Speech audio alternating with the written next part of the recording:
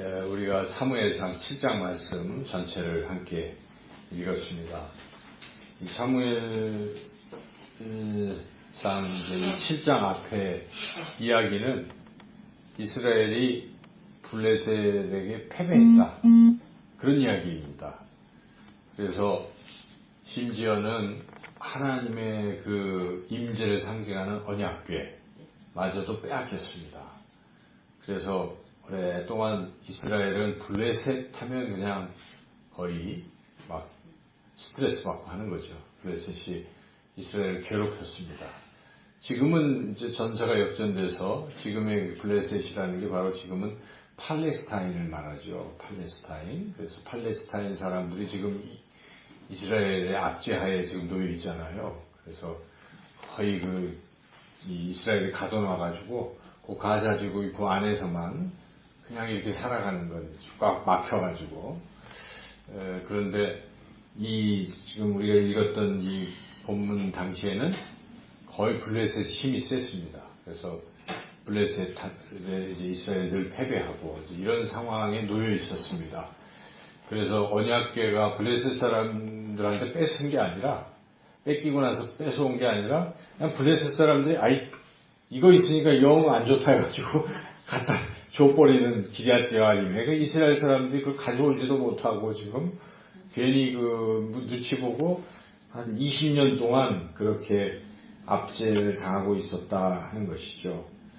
이런 상황이라는 거예요 지금. 그래서 2절에 괴가 기럇여아림에 들어온 날부터 20년 동안 오래 있은지라 이스라엘 온 족속이 여호와를 사모하니라. 이제 지금 상황은 그와 같은 상황인 거죠. 그런데 이제 당시에는 이제 사무엘이 있었습니다. 그래서 사무엘이 이 블레셋에게 패배해서 압제 속에서 늘 스트레스 받고 있는 이스라엘 민족을 구원하려고 이스라엘 민족에게 승리를 가져다 주려고 나선 겁니다.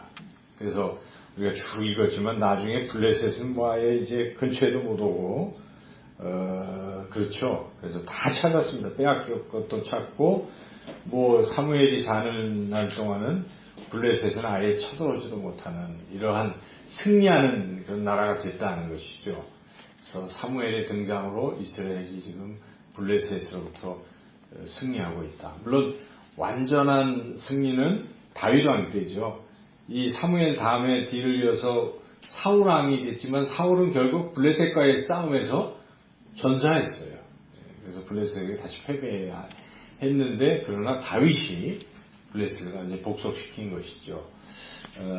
그렇지만 여하튼 사무엘이 사는 날 동안에는 그랬다는 것입니다. 블레셋이 꼼짝 못하고 이스라엘이 승리했다는 것인데 어떻게 사무엘은 이스라엘 백성을 승리하게 만들었을까 하는 것입니다. 그래서 지도자가 누구냐에 따라서 참 백성들이 이렇게 살기도 하고 저렇게 살기도 하는 것이죠. 그래서 우리가 승리하는 인생을 살아야 되는 것이고 우리뿐만 아니라 공동체가 항상 승리하는 공동체가 되게 해야 돼요. 그렇죠? 그래서 여러분의 그 가족 공동체가 항상 승리하는 가족 공동체가 되게 해야 되고 또 우리 교회 공동체가 항상 승리하는 그 공동체가 되게 해야 되는 것이 우리의 책임인 것이죠. 어떻게 이스라엘이 승리가 할 수 있었을까? 사무엘이 어떻게 했는가 하는 것인데 첫째 중요한 것은 회개하게 하는 것입니다. 회개. 블레셋에 그렇게 압제하에 있었다는 것은 지금 이스라엘 백성이 뭔가 잘못했기 때문에 그런 거거든요.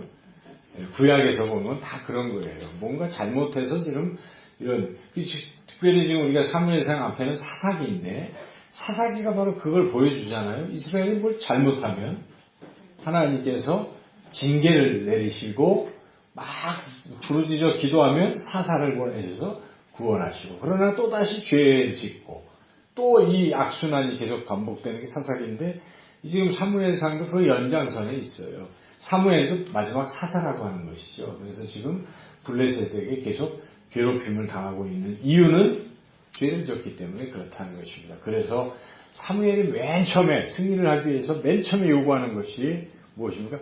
회개하라는 것입니다. 회개. 그 죄의 내용이 무엇인지가 여기에 보면 잘 드러나 있는데 3절에 사무엘이 맨 처음에 백성들에게 먼저 외치는 말을 잘 우리가 귀 기울여 들어봐야 하겠습니다. 3절을 같이 한번 읽어보겠습니다.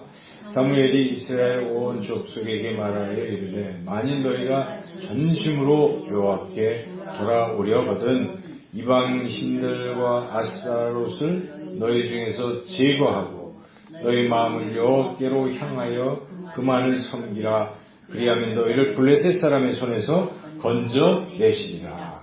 이 죄를 회개하면 하나님께서 이제 징계할 이유가 사라지신 것이죠. 그래서 된다는 것입니다.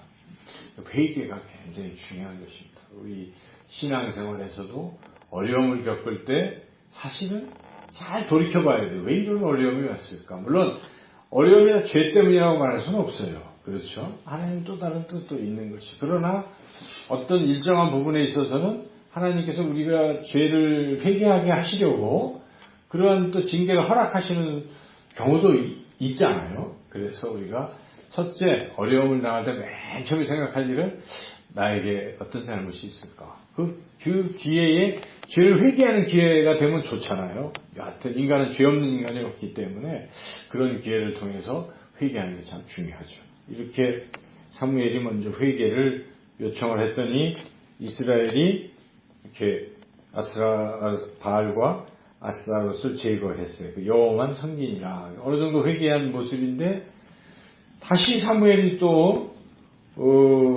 회개를 요청합니다. 아직도 미진한 부분이 있다는 것이죠. 그래서 사무엘이 미스바로 모여라 하고 내가 기도할 텐데 하고 하지만 이제 이들이 생각해 볼 때 아이고 우리가 아직도 회개하지 않은 게 있구나 하고 회개합니다. 백성들이 회개를 하는 것이죠. 6절에 그게 나오죠. 6절 읽어보겠습니다. 그들이 미스바에 모여 물을 빌어 여호와 앞에 붓고 그날 종일 금식하고 거기에서 이르되 우리가 여호와께 범죄하였나이다 하니라. 사무엘이 미스바에서 이스라엘 자손을 다스리니라.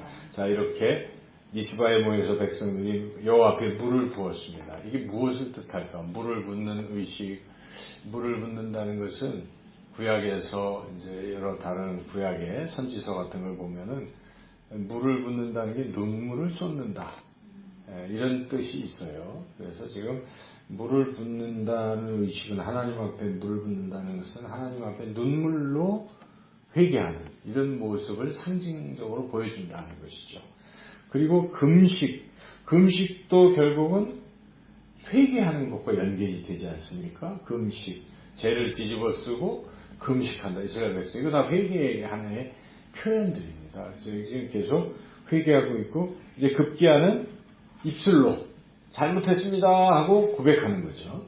이렇게 다 이게 회개의 과정들이에요. 그래서 이스라엘이 다시 한번 회개하고 있는 모습을 우리가 볼 수가 있습니다. 이게 꼭 필요하다는 것입니다. 여호와께 기도할 것이다 라고 사무엘이 이야기했지만 그 앞에 전제가 되는 너희들은 먼저 회개해라 이런 게 담겨 있다고 볼 수 있어요. 근데 이스라엘에서 참 착실하게도 회개한 것이죠. 그래서 이 지도자는 어찌 보면 공동체의 승리를 위해서 죄를 지적할 필요가 있습니다. 안 그렇습니까? 죄를 지적해야 돼요. 선지자들은 한결같이 죄를 지적하는 건데 죄를 지적을 안 하면 회개를 안 하겠죠. 죄를 지는지 모르기 때문에. 그래서 근데 죄를 지적한다는 게 쉬운 일은 아닐 것입니다.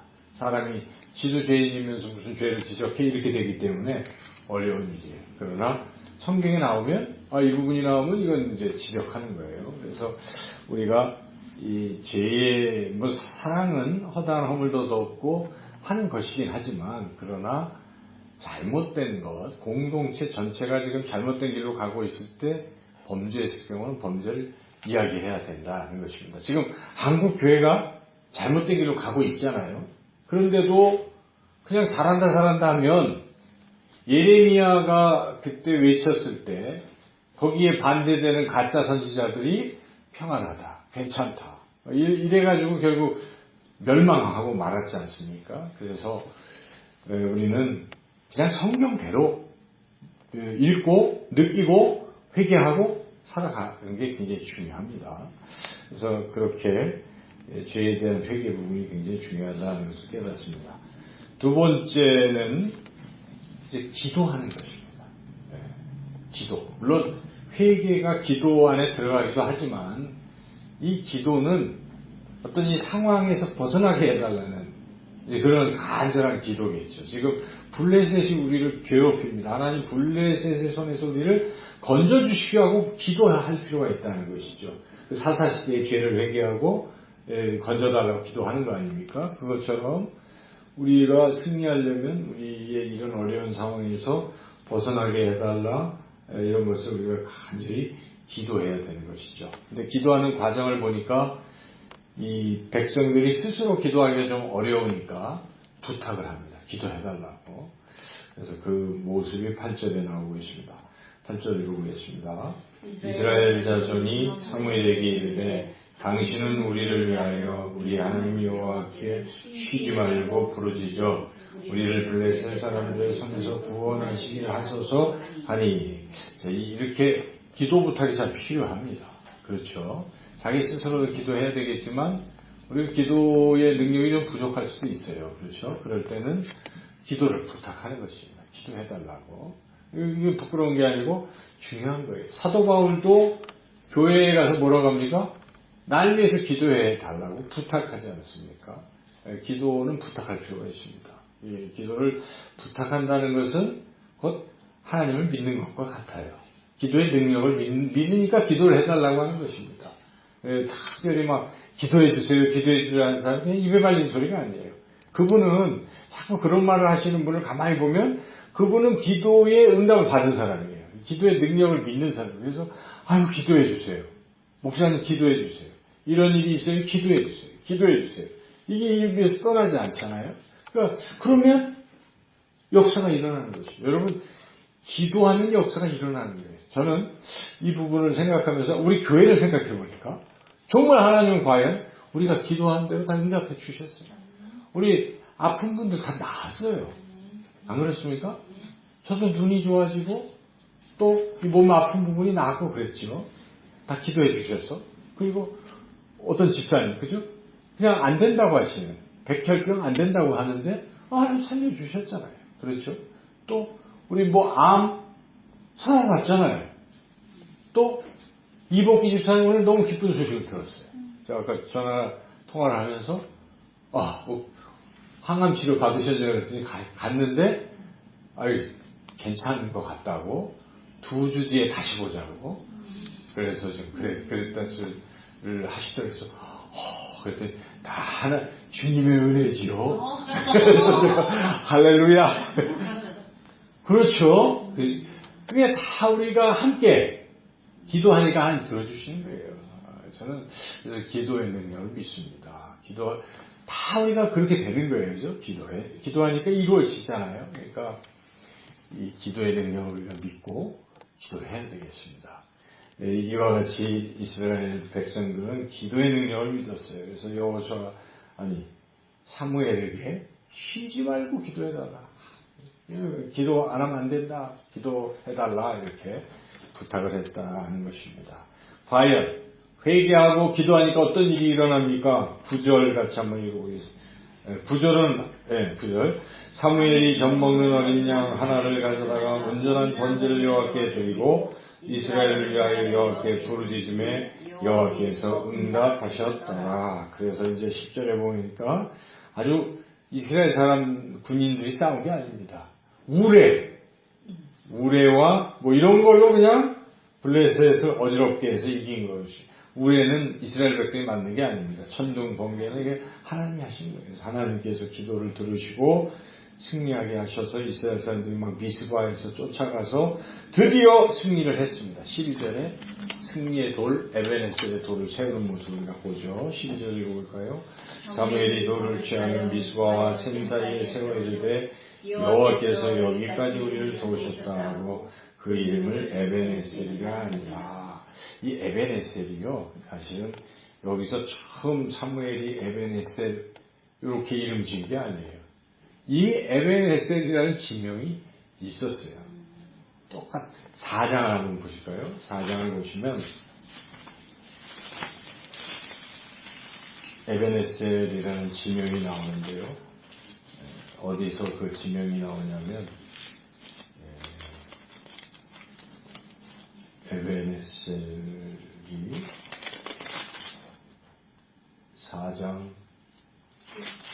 몇 절에 나오나요? 1절. 네, 1절 읽어볼까요? 이스라엘은 나가서 블레셋 사람들과 싸우려고 에베네셀 곁에 진치고 블레셋 사람들은 아벡에 진쳤더라. 지금 이 에베네셀이라는 곳은 과거에는 어떤 곳이었냐면 패배한 곳이었습니다. 여기서 언약궤 빼앗긴 것입니다. 이스라엘 블레셋에게 대패를 당했던 그 에베네셀. 패배의 에베네셀이었어요. 그런데 지금 어찌 보면 사무엘이 의도적으로 이름을 똑같이 에베네셀 하는데 이 에베네셀은 달라요. 뭡니까? 이겼어요. 승리했습니다. 하나님이 도우셔서 승리했다라고 에베네셀 이렇게 된 것이죠. 그래서 패배자가 지금 승리자가 된 것입니다. 근데 그 과정에 뭐가 있었어요? 사무엘이 이렇게 지도를 잘 해가지고 회개시키고 간절히 기도를 했더니 이러한 패배의 에베네셀이 승리의 에베네셀이 됐다는 사실이죠. 여기서 우리가 이 기도의 능력이 대단하다는 것을 깨닫잖아요. 그리고 바로 사무엘이 중보 기도를 하니까 승리했다는 것입니다. 여러분, 중보 기도, 바로 이 중보 기도. 우리는 지금 중보 기도를 배우고 있는 것인데 중보 기도하는 게 별게 아닌 게 아니에요. 가장 위대한 일을 하는 것입니다. 오늘 이 자리에 모여서 우리가 뭐하러 모였습니까? 중보 기도하러 모인 것입니다. 누군가를 위해서, 공동체를 위해서 우리가 마음을 앞에서 기도하는 것인데 이게 그냥 무슨 형식적인 일이 아니고 응답의 역사가 나타나는 그런 일인 줄로 믿습니다. 그래서 항상 우리가 이 중보 기도는 대단한 것이구나. 중보 기도를 통해서 놀라운 역사들이 일어난다. 이런 믿음을 가지고 사무엘처럼 계속 중보 기도자로 서시기를 축원합니다. 이 사무엘은 정말 이 기도를 쉬지 않았습니다. 그래서 자기는 기도 쉬는 죄를 결단코 범치 않겠다. 이런 약속까지도 하지요. 그래서 그게 어디 나오냐면 12장 23절 백성들에게 약속을 하죠. 한번 읽어볼까요? 23절 12장 23절 시작. 나는 너희를 위하여 기도하기를 쉬는 죄를 여호와 앞에 결단코 범하지 아니하고 이렇게 나오잖아요. 그러니까 사무엘은 기도를 쉬면 이것도 죄라고 생각할 정도로 쉬지 않고 이스라엘 백성을 위해서 기도를 했다는 것입니다. 그래서 사무엘이 사는 날 동안은 이스라엘이 평안했습니다. 블레셋이 쳐들어올 수가 없었어요. 왜 그렇습니까? 사무엘이 쉬지 않고 기도했기 때문에 그렇다는 것입니다. 우리 여기 모여있는 우리 중보 기도하는 분들이 쉬지 않고 기도하는 한 이 교회는 평안해질 것이고 이 교회는 성도님들은 평안하시고 승리하는 그런 교회가 될 줄로 믿습니다. 그래서 계속 그렇게 되었다는 것. 오늘 말씀 통해서 우리가 다시 한번 중보 기도의 그런 능력을 믿으시고 쉬지 않고 중보 기도하는 저와 여러분 모두가 되시기를 주님의 이름으로 축원합니다.